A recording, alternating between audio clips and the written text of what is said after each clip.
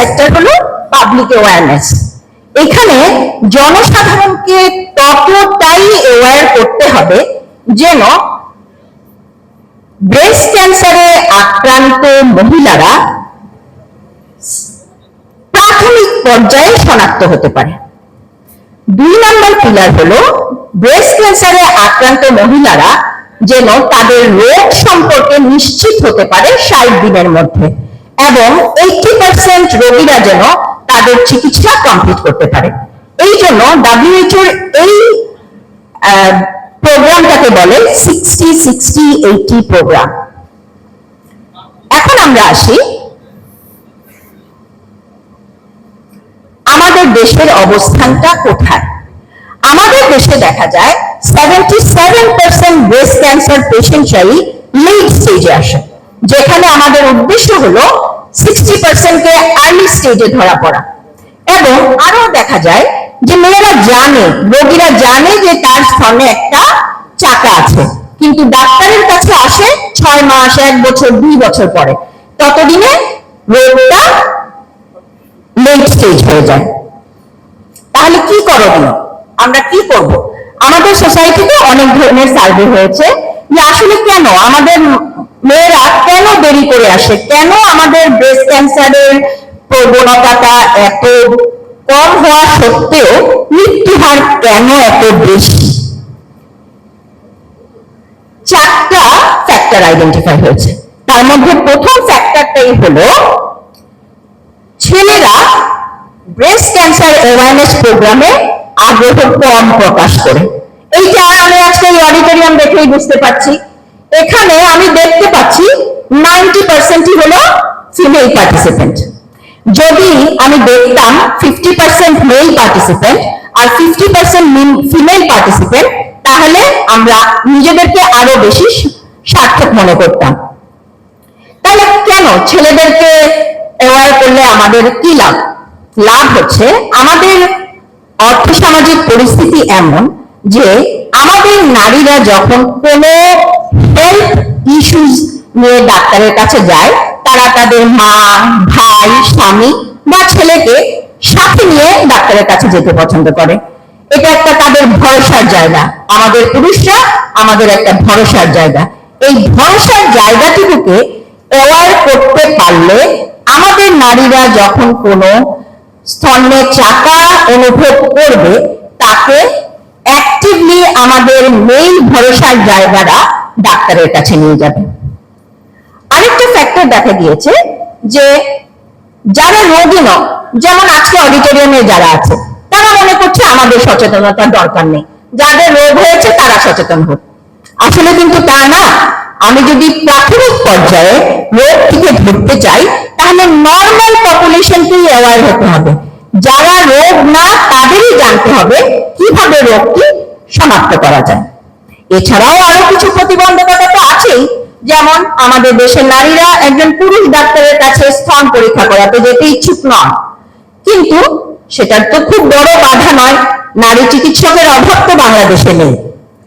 আরেকটা প্রতিবন্ধকতা দেখা গিয়েছে, সেটা হলো যারা স্তন ক্যান্সারে আক্রান্ত হন, তারা মনে করেন স্তন ক্যান্সার হলেই স্তন কেটে ফেলে দিতে হবে। স্তন ক্যান্সার ডায়াগনোসিস হওয়াকে উনি যতটা ভয়ের মনে করছেন, ওনার স্তন কেটে ফেলে দিতে হবে এইটাকে উনি বেশি ভয় পাচ্ছেন। তাহলে আমরা তোমাদের মাধ্যমে সবাইকে জানাতে চাই, স্তন ক্যান্সারকে যদি প্রাথমিক অবস্থায় শনাক্ত করা যায়, তাহলে কিন্তু স্তন কেটে ফেলে দেওয়াটা খুব জরুরি বিষয় নয়। আমাদের দ্বিতীয় বক্তা ডাক্তার মাসুদা জয়া তোমাদেরকে কিন্তু খুব সুন্দর করে বুঝিয়ে দিয়েছে কিভাবে সেলফ ব্রেস্ট এক্সামিনেশন করতে হয়। আমরা তোমাদের যে স্ক্রিনিং প্রোগ্রামটা রেখেছি আগামী 10 দিন, সেই 10 দিন তোমরা আমাদের কাছে আসলে আমরা হ্যান্ডস অন তোমাদের দেখে দিব কিভাবে সেলফ ব্রেস্ট এক্সামিনেশন করতে হয়। তো আশা করছি তোমরা আমাদের এই স্ক্রিনিং প্রোগ্রামে অংশগ্রহণ করবে।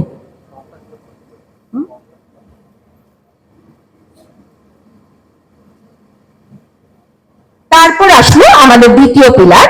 এইটা কিন্তু আমাদের স্বাস্থ্য যারা দেন আমাদের হসপিটাল সেক্টরের কাজ। সেটা হচ্ছে যখন স্তন ক্যান্সার নিয়ে কেউ আমাদের কাছে আসবে, তখন আমরা তাদের ক্লিনিক্যাল ব্রেস্ট এক্সামিনেশন করব এবং যার যে ধরনের ইনভেস্টিগেশন প্রয়োজন সেগুলো আমরা এনশিওর করব। এখন যদি ব্রেস্ট ক্যান্সার সন্দেহী হয়, কোথায় যাব? এটা একটা কমন প্রশ্ন, কোথায় যাব? ব্রেস্ট ক্লিনিক আমাদের বারডেম হাসপাতালেও আছে, সরকারি হাসপাতালেও আছে। যেখানে ব্রেস্ট ক্লিনিক আছে সরাসরি আপনারা সেখানে চলে যাবেন। আর যদি না থাকে, সেই হাসপাতালে কোনো ব্রেস্ট ক্লিনিক নেই, তখন কি করব? সার্জারি বহির্বিভাগে যোগাযোগ করব। কারণ এই স্তন ক্যান্সারের ডায়াগনোসিস এবং ট্রিটমেন্ট ডিপার্টমেন্ট অফ সার্জারির আন্ডারেই হয়ে থাকে। তারপর হলো যে এর চিকিৎসা কোথায় নিব। বারডেম হাসপাতালে রেডিওথেরাপি ছাড়া আর বাকি সব চিকিৎসা, স্তন ক্যান্সারের চিকিৎসা বারডেম হাসপাতালে হয়। আচ্ছা, আমি সবাইকে জিজ্ঞাসা করি তো, বারডেম হাসপাতালে স্তন ক্যান্সার চিকিৎসা হয়, এটা এই অডিটোরিয়ামে কয়জন জানে? একটু হাত তোলেন তো। এইটাই হলো সচেতনতা। সবাইকে জানতে হবে বারডেম হাসপাতালে স্তন ক্যান্সারের চিকিৎসা হয়।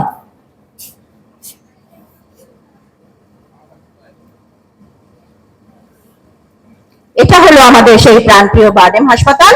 এইখানে আমরা স্তন ক্যান্সারের চিকিৎসার ব্যবস্থা করি। এছাড়াও আমাদের গভর্নমেন্ট কিন্তু সমস্ত লেভেলে বড় বড় হাসপাতালে সব ধরনের ব্রেস্ট ক্যান্সারের চিকিৎসার ব্যবস্থা আছে। এইবার সেই আমার প্রথম বক্তা যে কথাটা বলে গিয়েছিলেন, এই অডিটোরিয়ামে হয়তো বা 1000 জন আছো তোমরা, তার মধ্যে 8 জনে একজন ব্রেস্ট ক্যান্সারে প্রত্যক্ষ বা পরোক্ষভাবে আক্রান্ত হবে। তার মানে হচ্ছে 125 জন। ভয় পাওয়ার কিছু নেই। কি করতে হবে তাহলে আমাদের?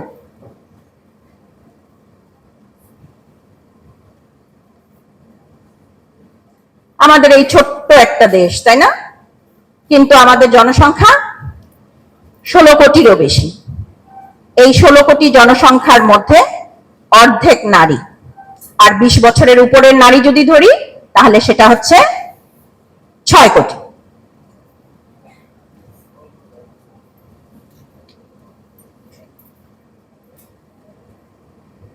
অনেক চ্যালেঞ্জ আছে।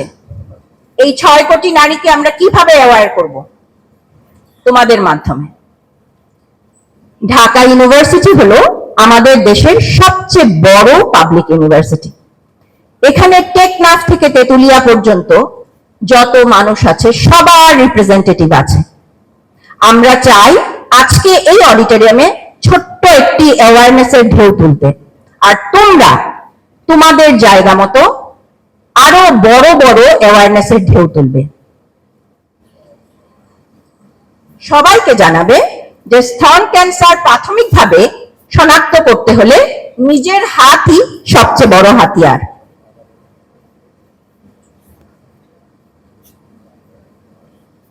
তোমাদের জন্য স্ক্রিনিং প্রোগ্রাম আছে।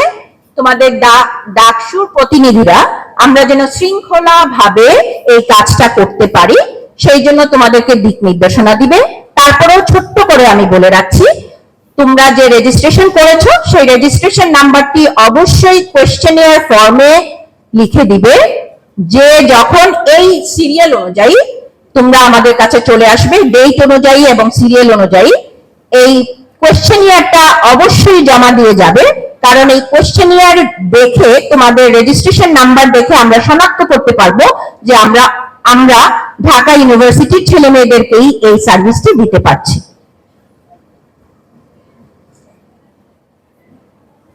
শেষ করার আগে আবার জিজ্ঞাসা করি, প্রাথমিক অবস্থায় স্তন ক্যান্সার বোঝার জন্য কি প্রয়োজন? Self breast examination. প্রতি মাসে 20 বছরের উপরে নারীরা প্রতি মাসে একটি নির্দিষ্ট দিনে নিজের স্তন নিজের হাতে পরীক্ষা করবে। কোনো অস্বাভাবিকত্ব দেখা দিলে অবশ্যই চিকিৎসকের পরামর্শ নেবে। তাহলে ভয় নাই, লজ্জা নাই, আমরা সচেতন হব এবং ব্রেস্ট ক্যান্সারকে প্রতিরোধ করব। সবাইকে ধন্যবাদ।